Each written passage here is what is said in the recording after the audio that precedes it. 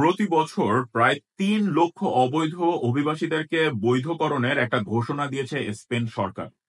আলহামদুলিল্লাহ। আগামী ৩ বছর প্রতি বছর ৩ লক্ষ করে, অর্থাৎ ইন টোটাল ৯ লক্ষ অবৈধ অভিবাসীদেরকে বৈধ করা হবে। এর মধ্যে সবার প্রথম যে সুযোগটা পাবে যারা বর্তমানে স্পেনে অবৈধভাবে আছে, তারা এই সুযোগটা সবার প্রথম পাবে। আমি সারা বছর আপনাদেরকে বলে আসছিলাম যে ইউরোপের মাটিতে একটা দেশই এখন খোলা আছে, পর্তুগাল বন্ধ হয়ে যাওয়ার পরে। আগে বলছি পর্তুগালে যান, পর্তুগাল বন্ধ হয়ে গেছে। এখন তো তারপর থেকে আমি বলে আসছি যে ভাই, স্পেন খোলা আছে, কিন্তু এইখানে অবশ্যই একজন বাংলাদেশী সহযোগিতা আপনার দরকার হবে, না হলে আপনি কিছুই করতে পারবেন না। মূর্খের মতো কথা বললে হবে না যে আপনি পাসপোর্ট পাঠিয়ে দিলে স্পেনে বৈধ হইতে পারবেন। আপনি জার্মানি, ফ্রান্স, ইটালি যেখানে আপনি অবৈধ আছেন, সার্বিয়া থেকে ঢুকে, রোমানিয়া থেকে ঢুকে আপনি স্পেনে গেলেই বৈধ হইতে পারবেন, জিনিসটা এরকম না। বোঝার চেষ্টা করেন। আপনার একটা অ্যাকোমোডেশন লাগবে, একটা থাকার জায়গার কন্ট্রাক্ট লাগবে। স্পেনে ঢুকে 48 ঘন্টার মধ্যে এই আপনার এই থাকার জায়গার কন্ট্রাক্ট নিয়ে নিকটস্থ যেই অফিস আছে সেখানে গিয়ে আপনার রেজিস্ট্রেশন করতে হবে। এটা আপনার প্রথম কাজ। এটা হলো লিগাল ভাবে বৈধ হওয়া। লিগাল ভাবে বৈধ হওয়া মানে কি, আপনি ইলিগাল ভাবে ঢুকছেন কিন্তু আপনি লিগাল ভাবে বৈধ হচ্ছেন। 2 বছর যদি আপনি এইভাবে থাকতে পারেন, আপনি টিআরসি কার্ড অর্থাৎ টেম্পোরারি রেসিডেন্স কার্ডের জন্য আবেদন করতে পারবেন। 5 বছর টেম্পোরারি রেসিডেন্স কার্ডের আন্ডারে যদি আপনি থাকেন, তাহলে সেখানকার পার্মানেন্ট রেসিডেন্সি পাবেন। পার্মানেন্ট রেসিডেন্সির আন্ডারে 5 বছর থাকার পরে পাসপোর্টের জন্য আবেদন করতে পারবেন। সব থেকে বড় সুবিধা হলো 2 বছর পরে যখনই আপনি টেম্পোরারি রেসিডেন্ট কার্ড অর্থাৎ টিআর কার্ড পেয়ে যাবেন, তখনই আপনি আপনার পরিবারকে নিয়ে আসার একটা সুযোগ পাবেন। এটা হলো সব থেকে বড় সুবিধা। পরিবারকে নিয়ে আসতে পারছে, আর কি লাগে। এখন অনেকেই আপনাদেরকে বলবে যে স্পেনে গেলেই বৈধ হইতে পারবেন। তা না। আপনি আজকে বেলারুশ থেকে অবৈধভাবে ঢুকতেছেন, রোমানিয়া, সার্বিয়া এইসব দেশ থেকে অবৈধভাবে ঢুকতেছেন। ইটালিতে কোনো কাজ মানে চান্স পাইতেছেন না, স্পেনে দালাল দিয়া ভরা। স্পেনে চলে যাচ্ছেন, কিন্তু ভাই আপনি কথা বলতে পারেন না, স্প্যানিশ ভাষা পারেন না, আপনার ব্যাংক অ্যাকাউন্ট নাই, আপনার কোনো বৈধ ডকুমেন্ট নাই, আপনি শুধু ট্যুরিস্ট ভিসা বা সেঙ্গেন ভিসায় ঢুকছেন। আপনি কি একটা বাসা ম্যানেজ করতে পারবেন? বাসার একটা কন্ট্রাক্ট কেউ দিবে আপনাকে? দিবে না। অবশ্যই একজন বাংলাদেশী সহযোগিতা আপনার দরকার হবে। এখানেও অনেক দালালি করে, অনেক মধ্যস্থতাকারী আছে। কিছু ভালো আছে, কিছু খারাপ আছে। বার্সেলোনা, মাদ্রিদ, বড় বড় যে শহরগুলো আছে, এখানে দেখা যায় যে অনেক ধরনের 2 নম্বরই চলে। এখান থেকে আপনারা সাবধান হবেন। সবার প্রথম আমি বলে দিলাম, যাই করবেন পরিচিত মানুষ যদি থাকে তাদের সহযোগিতা নিবেন। তা বাদে অন্য যে মানুষগুলো আপনাদের সাথে প্রতারণা করার চেষ্টা করবে, একটু সাবধানে টাকা পয়সার ডিলিংস কাজ যাই করেন না কেন সাবধানে করবেন। এখন সুযোগ সুবিধা কি দিচ্ছে? আগে এই সিস্টেমটাকে বলা হতো এমপাদ্রোমেন্টো, মানে আরাগো প্রসেস, যেটা আর কি 3 বছর সময় লাগতো। আপনি স্পেনে ঢুকবেন, 48 ঘন্টার মধ্যে আপনি রেজিস্ট্রেশন করবেন, তারপরে আপনি 3 বছর থাকার পরে রেসিডেন্স কার্ডের জন্য আবেদন করতে পারবেন। এই সময়কালটা এখন সংক্ষিপ্ত করে 2 বছরে নিয়ে আসা হয়েছে, যেটা আলহামদুলিল্লাহ খুবই ভালো খবর। তারপরে আপনি পরিবারকে আনার সময় অনেক ঝামেলা হইতো, কিন্তু এখন আপনি পরিবারকে নিয়ে আসতে পারবেন। এর পাশাপাশি অনেক ধরনের রিকোয়ারমেন্ট আছে টেম্পোরারি রেসিডেন্স কার্ডের জন্য। আপনাকে ভাষা শেখার একটা ব্যবস্থা করতে হবে, কাজ ম্যানেজ করতে হবে, অনেক ঝামেলা আছে। এইখানেই হইল কথা, আপনি 2 বছর এইখানে থাকবেন, কি করবেন? কাজ করতে পারবেন না, কিছু করতে পারবেন না। স্পেনে একটা রেসিডেন্সি নিয়ে আপনি কি অন্য দেশে চলে যেতে পারবেন কিনা? এত সহজ না। কোন বাংলাদেশী যদি আপনাকে হেল্প করে, হয়তো আপনি কিচেনে কাজ করতে পারবেন, ক্লিনিং এর কাজ করতে পারবেন। একটু খারাপ কাজ, কিন্তু আলহামদুলিল্লাহ মোটামুটি অনেকেই করতেছে, অনেকেই এইভাবে বৈধ হচ্ছে। আর কোনো উপায় নাই। আপনি যদি আইসা একটা কেস মারেন, অ্যাজাইলাম ক্লেম করেন, পলিটিক্যাল শেল্টারের জন্য আবেদন করেন, 50-50 চান্স। যদি আপনার কেস না টিকে, ব্যাক টু প্যাভিলিয়ন, হয় বাংলাদেশে চলে যাবেন, নাহলে অন্য দেশে চরকির মতো ঘুরতে থাকবেন। আজকে ফ্রান্স, কালকে পর্তুগাল, পরশুদিন জার্মানি, তারপরে ইটালি, এইভাবে শুধু ঘুরতে থাকবেন। সময় নষ্ট, টাকা নষ্ট, কিছুই হবে না লাভ। সুতরাং আমি আপনাদেরকে বলি লিগাল ওয়েতে যান।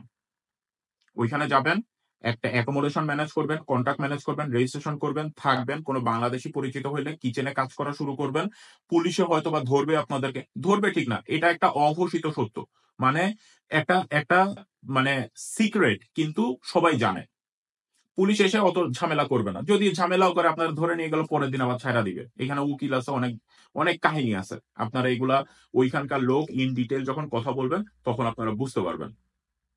যাই হোক, পাশাপাশি যারা স্টুডেন্ট হিসেবে আসতে চান তাদেরও অনেক বড় সুযোগ দেওয়া হচ্ছে এখানে। আগে মাত্র 20 ঘন্টা কাজ করতে পারতেন পার্ট টাইম জবের জন্য, কিন্তু এখন 30 ঘন্টা আপনারা কাজ করতে পারবেন। পাশাপাশি এখানে যদি আপনি একটা কাজ ম্যানেজ করতে পারেন, আপনি আপনার পরিবারকে নিয়ে আসতে পারবেন। ইভেন স্টুডেন্ট থাকা অবস্থায়ও কিন্তু আপনি ফ্যামিলি রিইউনিয়ন ভিসায় আপনার ওয়াইফকে আপনি নিয়ে আসতে পারবেন। অনেক ধরনের সুবিধা তারা দিচ্ছে। আর স্পেনের এম্বাসি কিন্তু বাংলাদেশেই আছে। সুতরাং বাংলাদেশ থেকে আপনারা সবকিছু প্রসেস করতে পারবেন। কিন্তু এখানে একটা জিনিস বলে দেই, আপনার ট্যুরিস্ট ভিসা হোক, স্টুডেন্ট ভিসা হোক, যে ভিসাই হোক, স্পেনের ভিসা রেশিও কিন্তু অনেক খারাপ, তুলনামূলক অনেক খারাপ।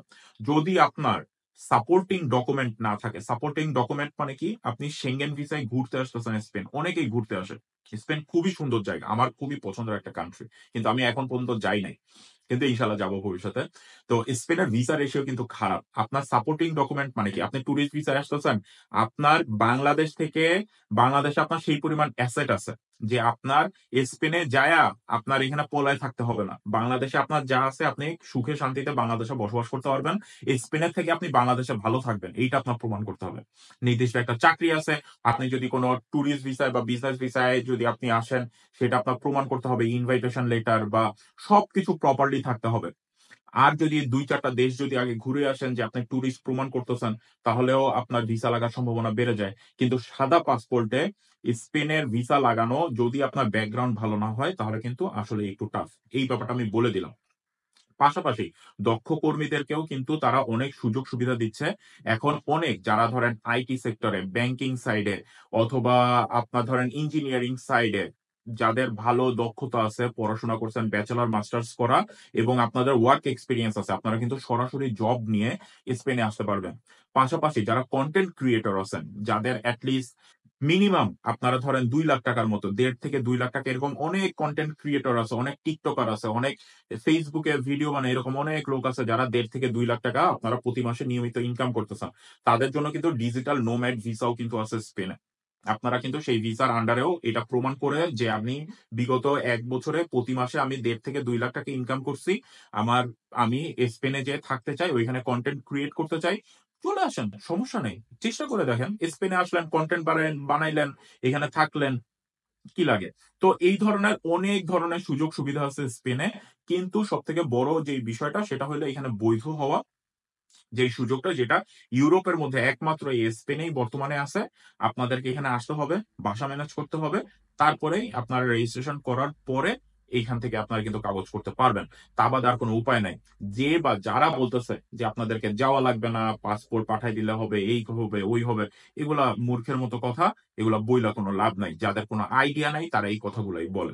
সুতরাং যাই করবেন, ভেবে চিন্তে জেনে বুঝে, গুগল আছে, ইউটিউব আছে, অনেক ভ্লগার আছে, যারা স্পেনে আছে তাদের সাথে কথা বলেন, ভালোভাবে কথা বলেন, এবং সব সময় পরিচিত মানুষ ছাড়া সামনে আগায়েন না। আপনার পরিচিত নাই, যায়েন না, আরো বড় বিপদে পড়ে যাবেন।